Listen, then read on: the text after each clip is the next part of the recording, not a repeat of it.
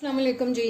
आज मैं बकरा ईद स्पेशल में आपके लिए नमकीन गोश्त की रेसिपी बना रही हूँ और उसके लिए सबसे पहले कढ़ाई में मैं हाफ कप डाल रही हूँ ऑयल और साथ ही इसमें मैं डाल दूंगी मटन।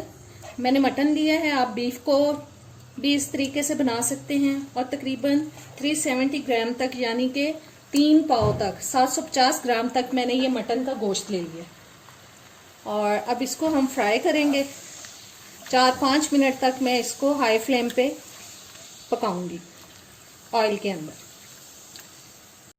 ये 4-5 मिनट हो चुके हैं गोश्त को फ्राई होते हुए और अब इसमें शामिल कर रही हूँ अदरक लहसुन का पेस्ट 2 टेबलस्पून।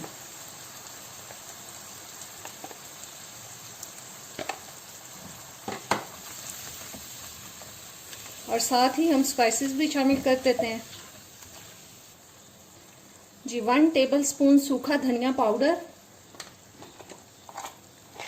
1.5 टीस्पून मैं इसमें डाल रही हूँ काली मिर्च का पाउडर।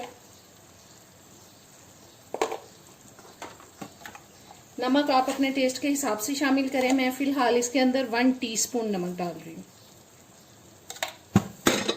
क्योंकि कम होगा तो डल जाएगा और अगर ज्यादा हो गया तो फिर कोई हल नहीं निकलेगा। इसलिए कोशिश करें कि खानों में पहले नमक थोड़ा कम ही डालें ताकि टेस्ट खराब ना हो। और ये 1/2 टीस्पून तक जीरा पाउडर। सबको अच्छी तरह से मिक्स करते हैं और साथ ही इसमें मैं पानी शामिल कर रही हूँ।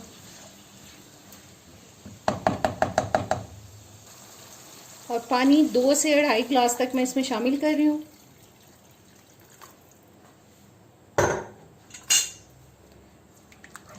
बस अब इसको अच्छी तरह से मिक्स करके ऊपर से ढक देंगे ताकि जो गोश्त है वो अच्छी तरह से गल जाए। अभी फ्लेम जो है मैं थोड़ी हाई रखूंगी ताकि इसके अंदर बॉयल आ जाए और जैसे ही बॉयल आना शुरू होगा इसको हम लो फ्लेम पे 40 से 45 मिनट तक बनाएंगे। ये देखें गोश्त बहुत अच्छी तरह से गल चुका है। 40 से 45 मिनट तक के लिए मैंने इसको ढक के पकाया हल्की आंच पे। और अब इसमें मैं शामिल कर रही हूँ तकरीबन 1 से 2 टेबलस्पून तक लेमन जूस।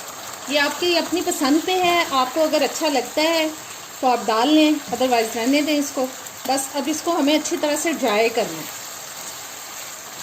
बस आंच मैंने तेज़ की हुई है और तेज़ आंच पे इसका ये पानी हम खुश्क करेंगे।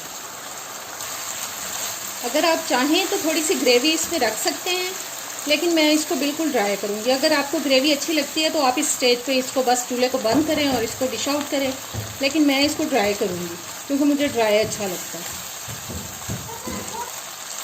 जी। नमकीन गोश्त हो चुका है बिल्कुल तैयार और अब इस स्टेज पे इसमें मैं डाल रही हूँ सब्ज़ धनिया और थोड़ी सी बारीक कटी हुई अदरक आप इसमें शामिल करें, बहुत अच्छा फ्लेवर आता है। मेरे पास अभी घर में मौजूद नहीं थी इसलिए मैं अदरक नहीं डाल रही, आपके पास हो तो आप ज़रूर शामिल करें। और बस अब मैं कर रही हूँ चूल्हा बंद और इसको डिश आउट करते हैं जी। नमकीन गोश्त को मैंने एक बोल में निकाल लिया है। उम्मीद है आज की रेसिपी आपको अच्छी लगी होगी, ज़रूर ट्राई कीजिएगा ईद पर और मुझे बताइएगा कैसी लगी। चैनल पे नए हैं तो सब्सक्राइब कर दें, वीडियो अच्छी लगे तो इसको लाइक और शेयर कर दीजिएगा। अब इजाज़त दें, अल्लाह हाफिज़।